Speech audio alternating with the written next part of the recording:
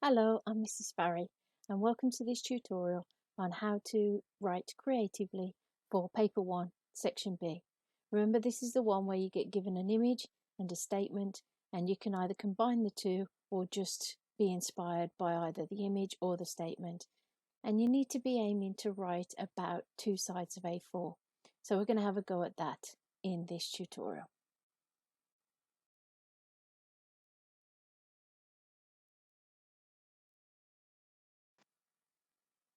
Okay, so this was the image that was provided on the June 2017 paper. And you can see that the task was broken down into either using the image to describe a journey suggested by this picture, or you got this statement, write a story about 2 people from very different backgrounds. Now, if you remember, you've already looked at the reading section for the June 2017 paper in the Oak National Academy lessons that you've been doing. It's the one where you've got Rosabelle who works in the hat shop and she has to deal with a girl from a much higher social class than her, somebody who she'd aspire to be like, but is probably never going to get there because of her working class status and her working class background. So it was an interesting image, this, and this was an official exam paper from June 2017, the first time that this particular style of exam paper had been produced by AQA. So if you remember, Rosabelle actually travelled by the equivalent early 1900s public transport bus. So you've been given a picture of a bus. Now this is in London. You don't have to set your story in London, that's for sure. And I only recognises it's London because I can see the Ripley's Believe It or Not going through the window there. And I think that looks like a tube sign as well, reflected in the window, or you can actually see it through the window, and that looks like the staircase that you normally have to go down, the steps leading down to the actual tube station itself. So although this is set in London, obviously you don't have to. Most of us at one time or another have been on a bus or some other public transport. So you can see why AQA have set this. It fits with the reading material, but it also helps, gives us something to relate to. Describe a journey by bus as suggested by this picture is one of the tasks that you can actually do. And you could make that really boring, but this is about being as imaginative and creative as possible. So you need to actually think, how can I make a particularly ordinary, usual, routine journey sound a bit more exciting? What can I actually do about that? The other one, as I said, that was definitely linked in with the reading material that you had on this particular paper. And I'm starting to think now, you know, what films, what TV programs, what other things may I have read that actually remind me of an encounter between 2 people from very different backgrounds.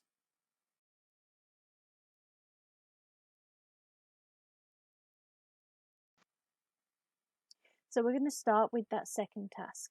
I've highlighted it in blue there on the slide. Write a story about 2 people from very different backgrounds, and I'm going to try and make connections between what I know already, what have I come across that is like this kind of scenario. And I'm reminded of a poem that I used to teach a while back now. It was part of the AQA poetry anthology, similar to what you've got, but it had very different poems into the ones that we currently study for GCSE English literature. And I want to share that poem with you on the next slide.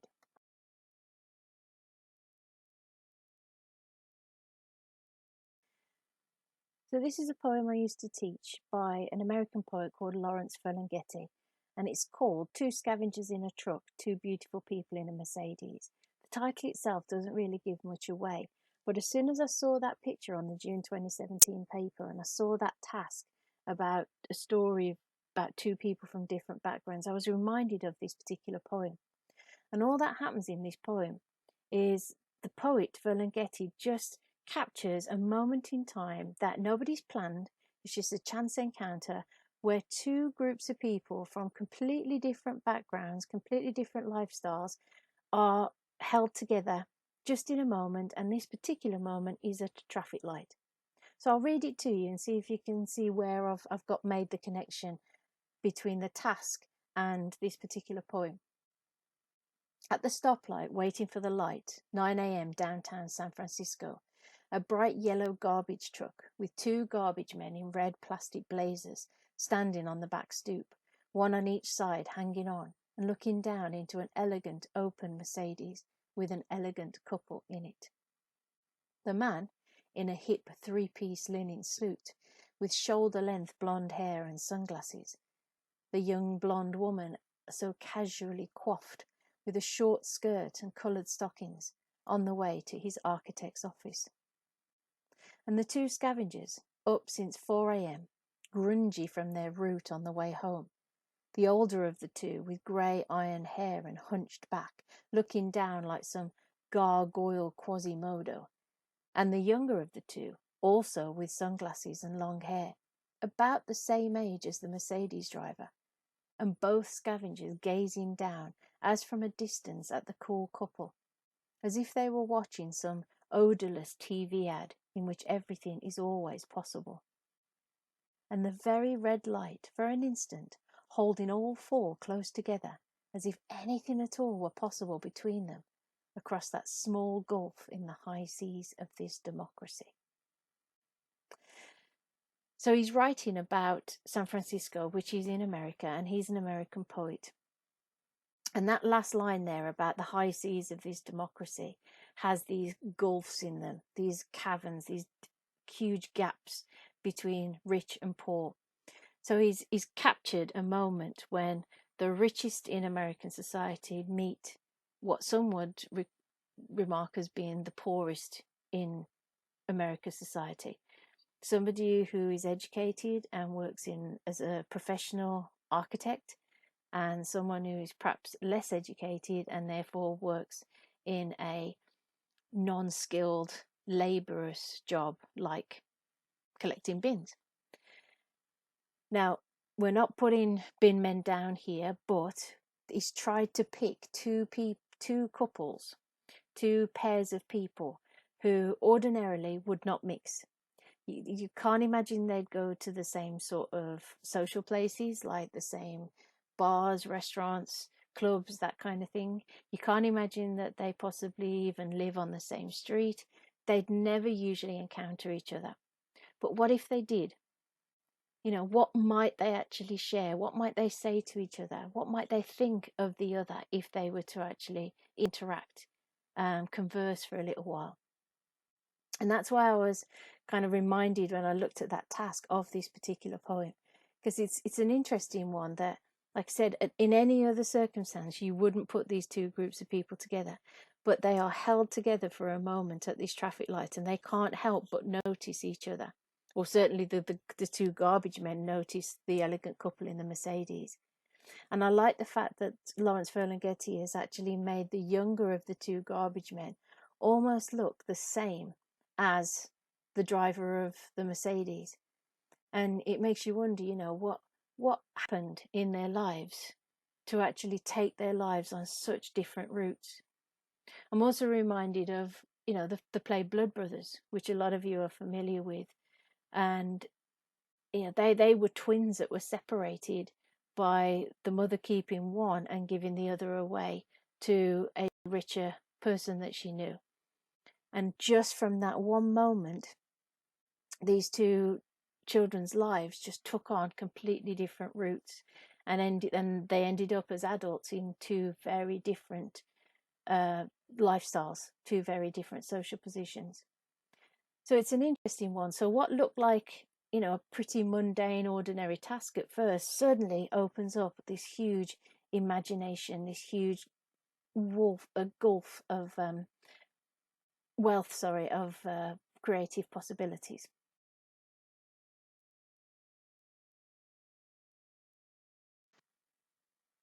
So going back to that image and thinking, how can I use the image to also inspire me, give me something to actually base my characters on, my 2 people from very different backgrounds.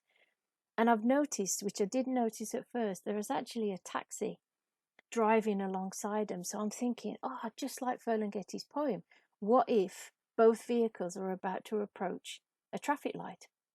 And for a moment in time, they are both going to be held side by side, able to look at each other whilst at that red traffic light. So I'm thinking the people in the taxi, or the person in the taxi, must be better off than the people on the bus, because travelling by taxi anywhere, but certainly travelling by taxi in London, is far more expensive than travelling by bus. So I'm thinking now about, similar to Ferlinghetti's poem, a rich character and a poorer character. And then from that, I'm thinking the social class difference, maybe an education difference, maybe a job difference. You could even, if you wanted to, look at it as a gender difference. So the person in the taxi, I'm thinking, is the richer one. And then I've selected the passenger on the bus that I've circled in blue there, who seems to be ignoring everything that's going on in the bus and just daydreaming out of the window, giving me maybe an idea that, you know, she'd rather be anywhere than on this bus. She's got bigger dreams than this. She's got aspirations. But right now, she's in this stage of her life, she is having to travel by this bus. So now I'm starting to think about, right, who's the character in the taxi? What are they all about? Who's the character on the bus? So this is what I'm considering as my idea number 1.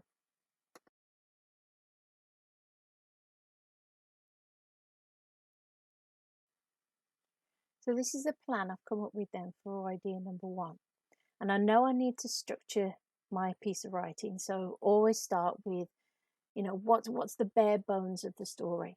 What am I going to begin with? Where's my rising action going to be? What climax am I actually going to have in there? And then how can I start to kind of calm things down, draw things to a close?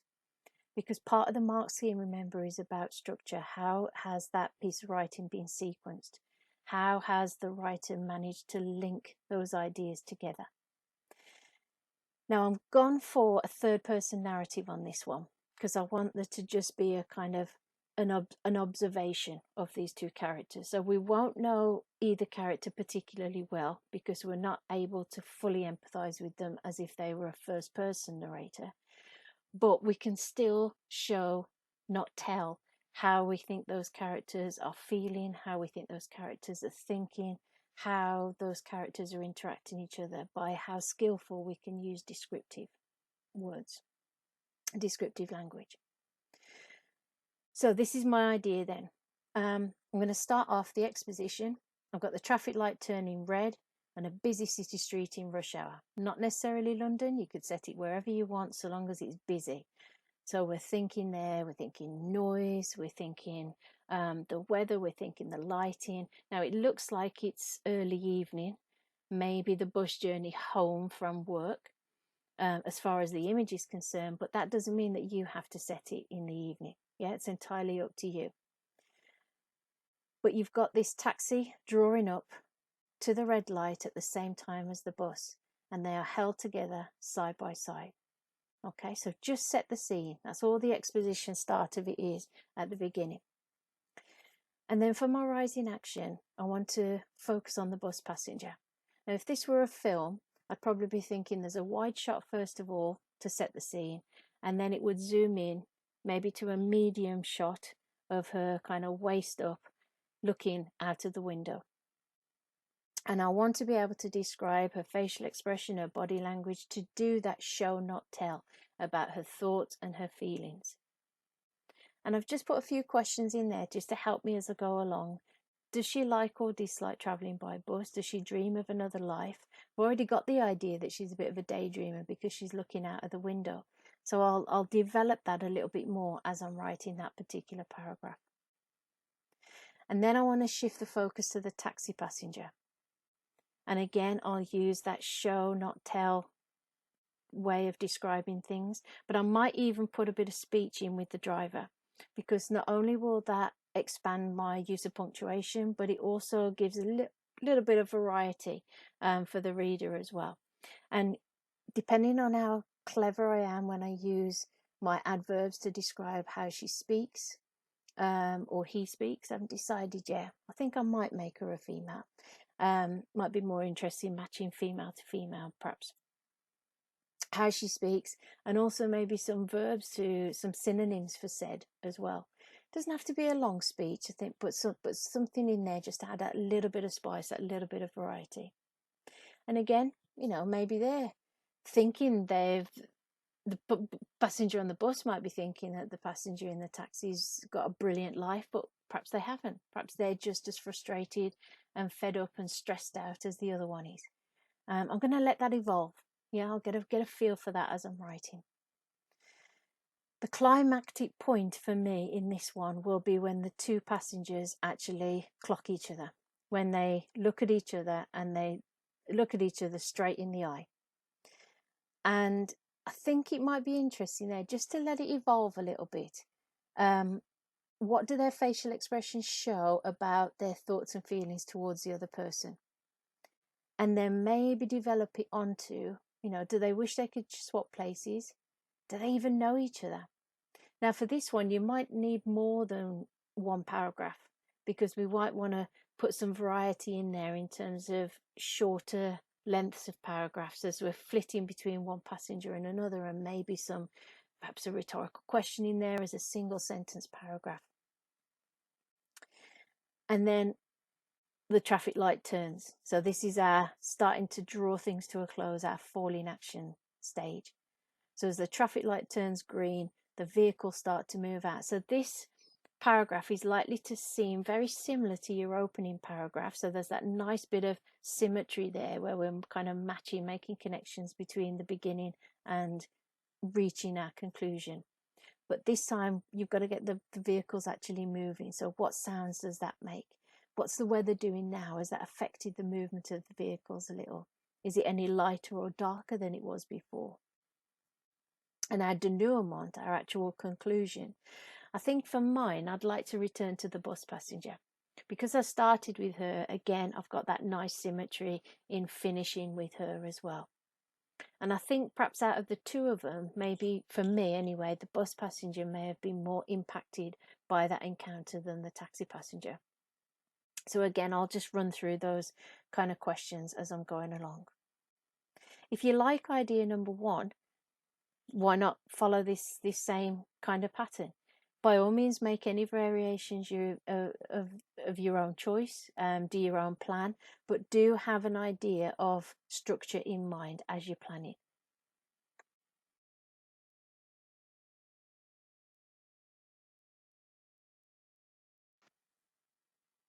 The other task then that talks just about describing a journey by bus as suggested by this picture. Again, there's still nothing stopping you actually having two people from different backgrounds on that bus, and they're kind of interacting in a way. You can see that we've got, multiracial, multicultural passengers on there, as you would in any city centre. In Britain, particularly, we have very cosmopolitan cities. So, you've got enough scope to actually incorporate the statement into that task and still just use the passengers that are in that image on the bus. This time, I'm thinking actually, I fancy a first person narrative. And I've chosen the female passenger on the left there. So I've circled her, put a number 1 next to her, because that's who I think I'd like to start with, and I'd like everything to come from her point of view. She strikes me as interesting because she's almost looking straight into camera. Now, I know the third passenger along to the right is also looking into camera, but this one being by the window, she looks a little bit more kind of wistful, a little bit more thoughtful, as though she's daydreaming. And that, to me, makes a connection with the one on the far right that I used in the first idea, because she's also looking out the window and daydream and not really paying much attention to what's going on the bus. So both of them remind me of perhaps daily commuters. They're on the same bus, do the same journey every day, every working day of the working week. And it's mundane, it's routine, it's ordinary, it's boring. So they have to find something else to actually occupy their thoughts. And this reminds me a lot of Rosabelle in the reading material, because she also starts to have flashback memories to her working day, and particularly that encounter that she had with the girl who bought that beautiful, expensive hat with the feather that Rosabelle loved herself, but would never be able to afford, and would probably never go anywhere that would justify wearing such a hat. So I'm thinking here that the character on the left will start it, and it'll be her narrative point of view. And there'll be some connection then made to the lady on the opposite side of the bus, who's also very similar to her, looking out of the window, daydreaming. So I've put a number 2 next to her. But then I'm intrigued by this one in the middle. Not only is she foreground and in the middle, so our eyes drawn to it, but she's also looking to me as if she's holding a mobile phone. And the expression that she has on her face looks a little bit negative. She looks worried, maybe a little bit anxious, maybe even a little bit tearful. So I think I can make something of that and actually have her as the connecting thread between my first person narrator and the fellow daydreamer on the opposite side of the bus. So I'm going to actually have a go at planning that out then now.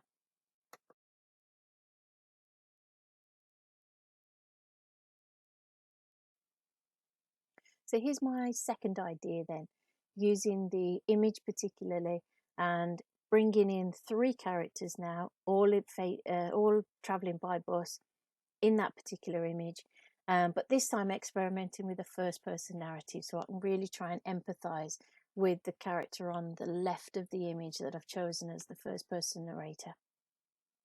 So because I've chosen a character to be the narrator, and I need to establish her. So whereas in the first idea, my exposition was all about setting the scene of the actual location, this is for me is going to be more about setting the scene as far as this character is concerned.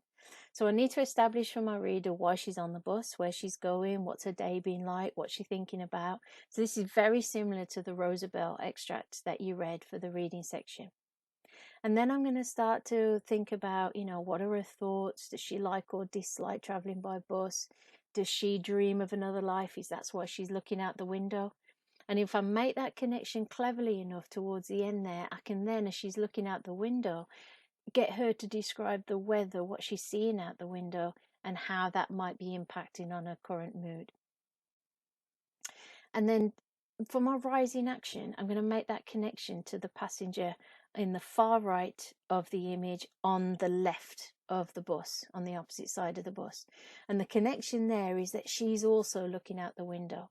So I'm thinking that my first person narrator is going to make that connection of saying, I'm a bit of a daydreamer. She's also a daydreamer. And I'm just going to get her to speculate on that person's lifestyles. What are their thoughts? What are their dreams? What further connections maybe can you make? Maybe she's initially critical of her, or maybe she's initially envious of her. There's something about her that she thinks is better than her current life. And then to bring in that third character, I want this to be my climactic moment.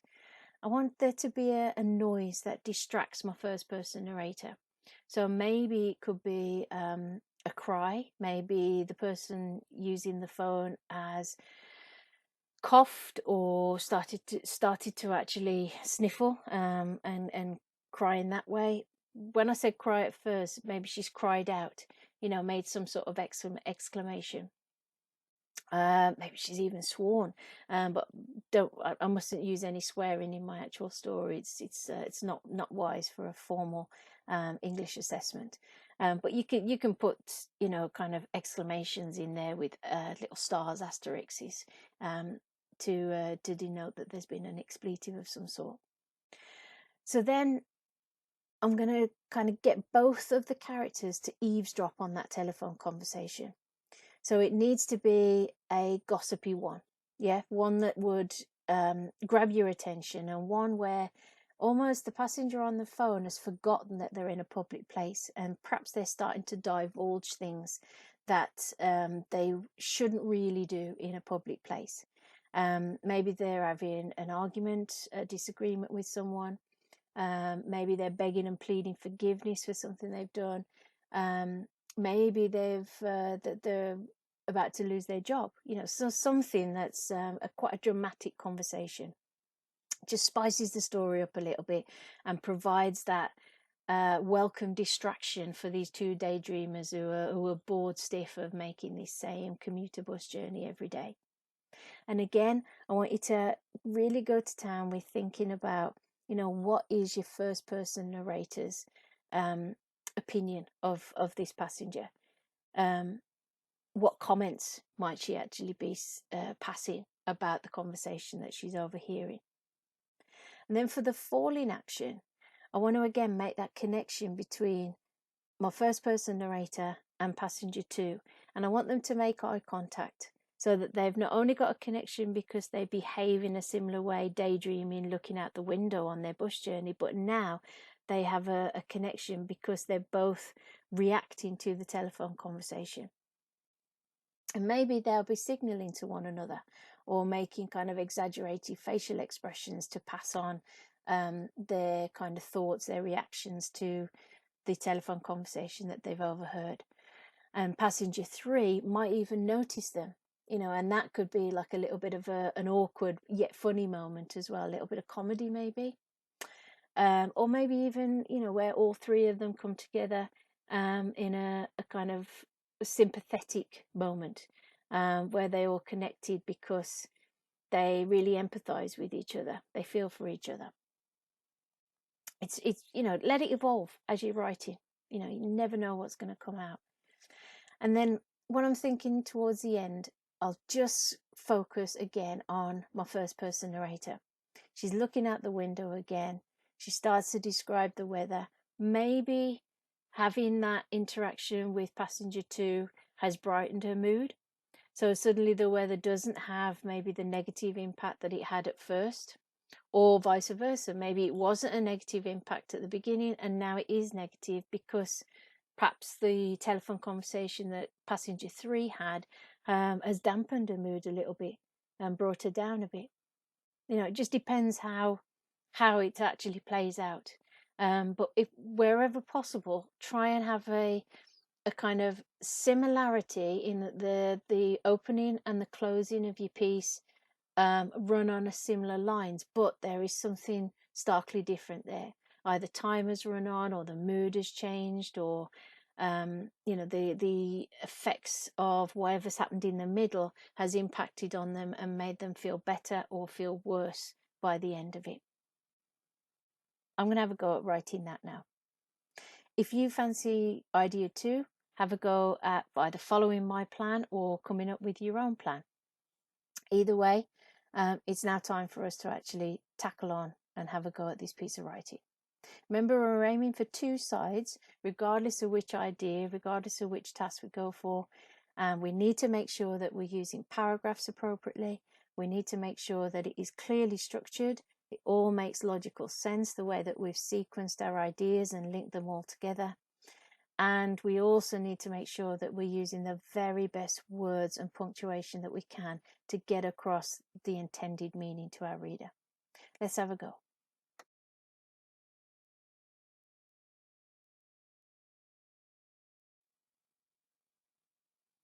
I hope you enjoyed doing that writing as much as I did. I love to be able to escape into a different world, particularly while we're in this current situation. If we can let our imaginations run free, there's no lockdown on our minds, there's no lockdown on our imaginations. We can take characters to different places and make them feel and think whatever we want them to do. We are in complete control. So now we've had a go at writing. We can also now have a go at self-assessment.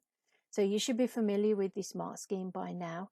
You know that you're actually marked twice on your writing. You're marked for content and organisation, which is known as Assessment Objective 5, and you're also marked on your technical accuracy, which is known as Assessment Objective 6.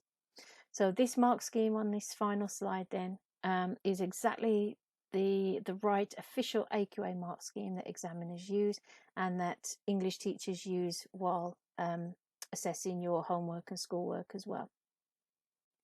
I'm going to really look forward to receiving the responses from the students on this one, from the students from my own class, but also hearing from fellow English teachers that are going to be receiving your responses.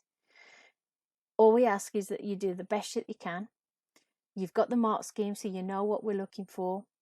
And at this stage, also make sure you enjoy what you write. If you've enjoyed writing it, we're going to enjoy reading it. Thank you for listening. I hope it's been of some help, and we look forward to reading your responses. Bye for now.